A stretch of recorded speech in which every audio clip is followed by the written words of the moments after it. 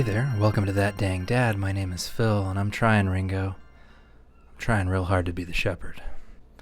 As a white cis dude in his mid-30s, I am contractually obligated by law to watch all Quentin Tarantino movies. Thanks, Obama.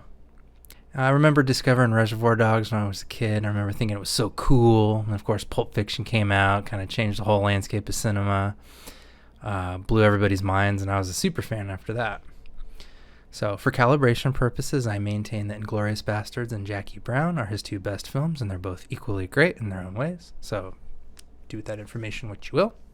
But anyway, I have to admit that every film after Inglourious Basterds has not quite held the same draw for me. I like Django a lot, but it's the first Quentin Tarantino movie that I have not seen twice. I thought I liked Hateful Eight, but the further away that I get from it and the more that I reminisce on it, I think I like it less and less. So anyway, it's sort of against that backdrop that I went to go see Once Upon a Time in Hollywood. Me and my buddy Andrew went to go see it. We're both kind of film nerds, and we've both seen all the Tarantino movies and have all kinds of white guy opinions on it. And so anyway, I'm going to give you my mini review of the film.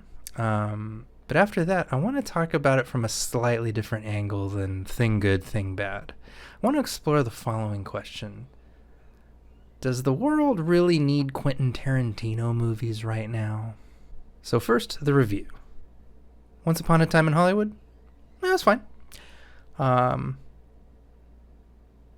thought it had a lot of great performances, maybe Leo's best in his entire career. I thought it had a lot of well-structured scenes.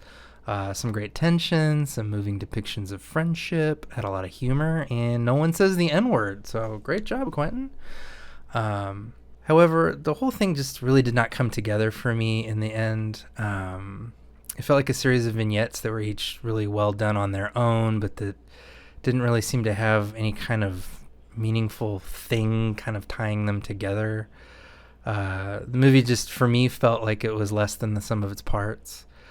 And I mean, I get it. The film is about the death of old Hollywood as told by somebody who passionately loves the film industry. But for me, it just really lacked a sense of purpose. It lacked any kind of strong energy. And I think it does not help that this is yet another love letter to Hollywood that all aging directors are required to make. I just feel like we've seen this every couple of years. I've seen it done better. I don't think Quentin Tarantino brought anything new to that genre that was really mind-blowing or groundbreaking. So again, it was a well-crafted film. I've just seen it before, and I've seen it done better. But, if you like chilling in 1969 Los Angeles, and you like watching people drive classic cars a lot and listen to classic rock a lot, I think you're going to have a fine time in this film. So this brings me to the question that my buddy and I chatted about over drinks after the movie was over. And that was this. It's 2019. The world is poop from a butt right now. Do we really need another Quentin Tarantino movie? Now, let me get this out of the way. Obviously, people should make whatever art they want to make, and all art is subjective, and obviously, it's asinine to treat the world as one aggregate entity that needs any one thing, and who am I to judge, and different people consume art for different reasons and all that. With all that out of the way, just go with me for a second. So let's start with this. What makes a Tarantino movie? For me, it's a few things. An obsession with craft and the history of filmmaking. An obsession with highlighting or subverting the trappings of film genre. A love of organic banter, the juxtaposition of the banal with the extreme. Anti-heroes as protagonists. Shocking violence, either because it's really extreme or really funny. But when I think Tarantino, I think about a filmmaker who, above all, just wants to depict cool people doing cool shit. Why the need for so much gruesome, graphic violence? Why not let us imagine Because it's so much fun, Jan. Get it? So, you look at Tarantino's pre-9/11 directorial output, and I'll get back to why I make that distinction in a second.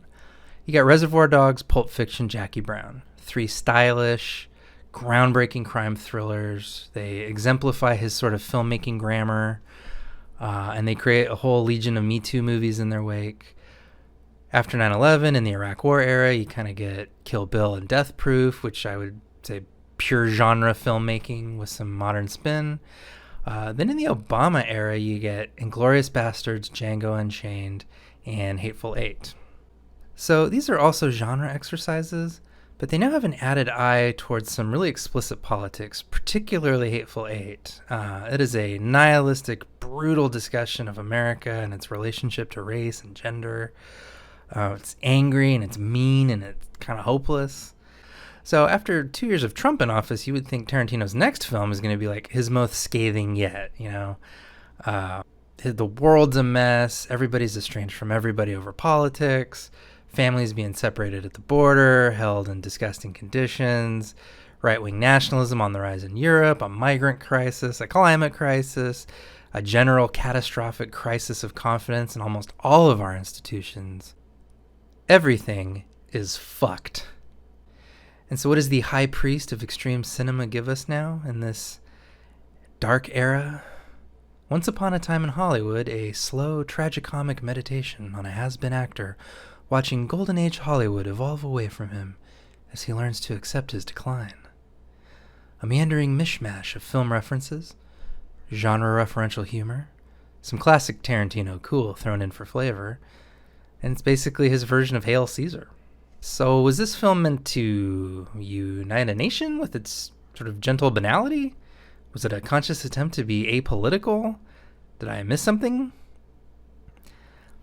I mean, again, let me stress, an artist can make whatever they want, in whatever era they want. They are not obligated to comment on any particular issue, any particular time period, any particular ideology.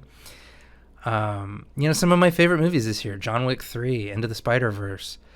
I'm not trying to be a snobby Bobby over here, and I'm not trying to be prescriptive and say what anybody should do.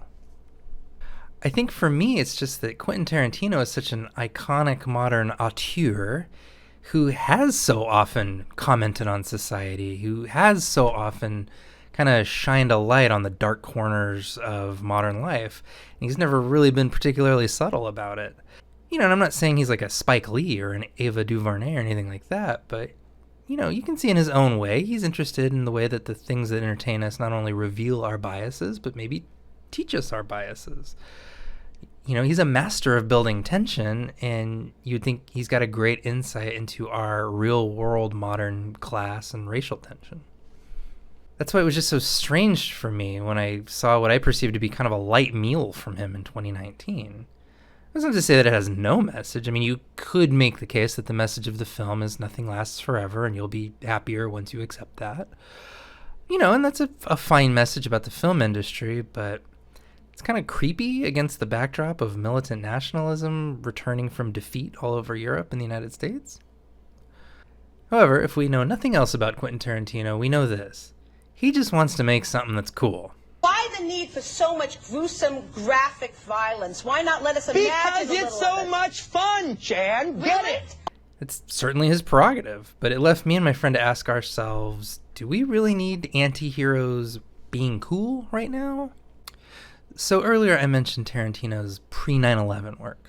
The decade before 9/11, 2001, was one that a lot of thinkers and pop culture treated like the end of history. We'd solved racism, we'd solved communism, wages were up, it was an era of relative peace, growing prosperity, technological progress. It could only get better from here, folks. That's maybe one reason why Tarantino deconstructing and reconstituting classic film tropes with his little rogues gallery of potty mouth badasses probably felt fun and fresh in that zeitgeist. But you flash forward 20 years and history came back with a vengeance. The War on Terror, Brexit, European nationalism, incel culture, the Lion King remake, school shootings, total breakdown of civil politics in the United States. Like I mentioned before, everything is fucked. So just for me personally, at this stage in my life, it's a little harder for anti-heroes to feel fun for me because I already live in a world full of dangerous people bending the rules in the name of what they think is good. Cultural commentator Chuck Klosterman once wrote that a villain is somebody who knows the most and cares the least. The landscape of late capitalism is full of super smart people who just don't care as long as they get what they want. People who don't care fill me with kind of an existential dread right now. So if Quentin Tarantino is the master of careless cool, The question stands, can a world on fire appreciate such a thing anymore?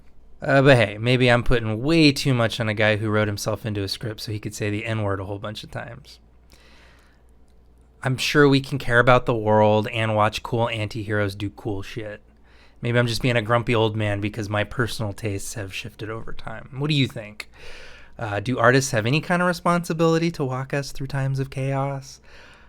Do artists who have previously been political have an obligation to stay political, in their later work? Sound off in the comments. Let me know what you think. Go ahead and stomp on that like and subscribe button if you like what you're seeing. Other than that, I just appreciate you joining me tonight. And I'll catch you next time. Good night.